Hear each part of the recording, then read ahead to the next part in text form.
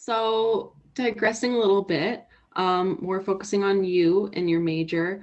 What was your inspiration to pursue animation or slash storyboarding as a career? Mm. I grew up heavily with the influence of like anime and manga when I was a child. I used to watch that all the time with my brother and sister and cousins as well, who were from Indonesia.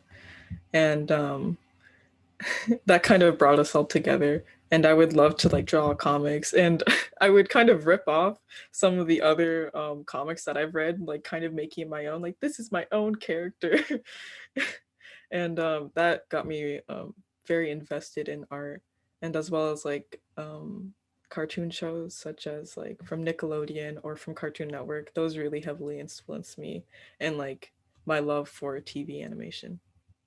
No, that's awesome. And I'm sure Nicole could speak to the watching anime growing up. I was not an anime watcher myself, but I know she would be putting on like Inuyasha, and I'm like, what? What is that? And she'd be like, oh, you know, this guy and this thing. And I'm like, he turns into a thing. Like, what? Yeah, Nicole, exactly. Like, all right, I'm gonna put on like Disney or something. I don't know. But yeah, no, that's awesome. And then I feel like for myself, when I don't when I say like I don't like a certain show, and it's like an animated show, I'm very personally like I'm picky on like how the style looks. So if it's I don't like Mm. the style, I'm like I don't want to watch it. I don't know if you're the same way, but I can be, especially like at first, like because the first thing you see are the visuals, so yeah, you're like, how do I feel about this? But yeah. then sometimes you have to get over the visuals and see if the story is good, and if it's good as well, then I'm like, okay, I'll watch the show and see where it's taking me.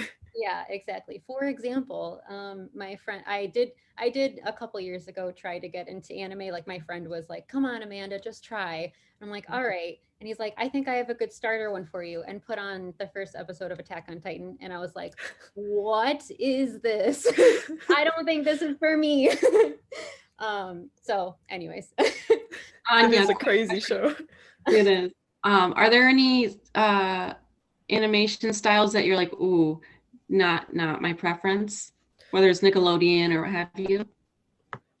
I guess usually shows from Adult Swim, I don't feel as much appeal from it.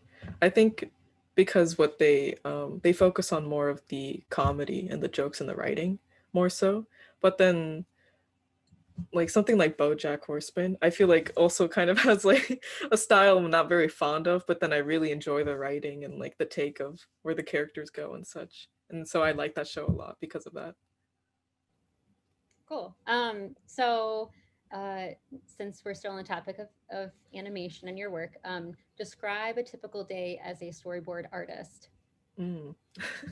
So I feel like for me, it's very different. I feel like it's kind of different for each person sometimes because of each production is different. But I'm a freelance artist currently for an independent creator.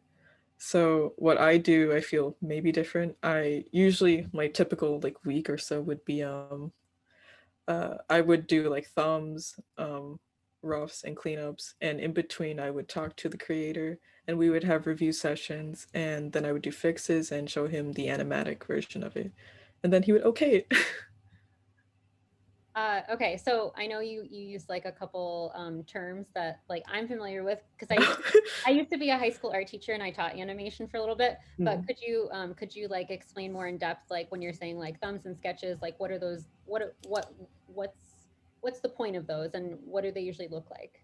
Mm, okay. So thumbnails are like really fast, small, tiny drawings where you just kind of get the composition down and like trying to figure out how everything could look so you don't spend too much time on it and like invest yourself into something that's going to be just thrown away. And then after that are roughs, which is like cleaning up the thumbs, just making it more legible and seeing if this actually works out and like putting more beats in of like more drawings in between. and uh, and then the cleans are like when it's actually finalized and it's all nice with tones and acting.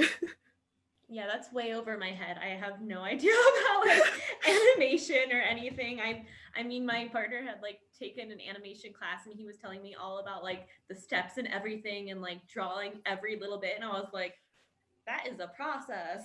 Yeah. It is such a process. So more power to you. Especially for me, like I mean, I know Rugrats. Rugrats was my jam back in the day, but I probably do not know like about animation like whatsoever.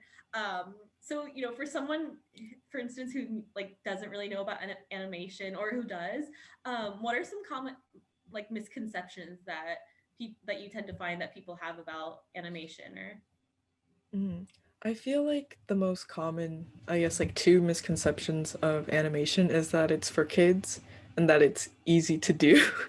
Because, like you said, there's so many steps in animation and it goes through so many different people. And there's so many different parts, such as like there's viz dev, there's character design, there's story. And then in each of those sections, there's so many different people working in that. And like with TV, it's a very short deadline as well. And for people who think it's for kids, I always beg to differ because I feel like animation's a very wide category where it can be for like everybody and nothing should be age restricted, I think.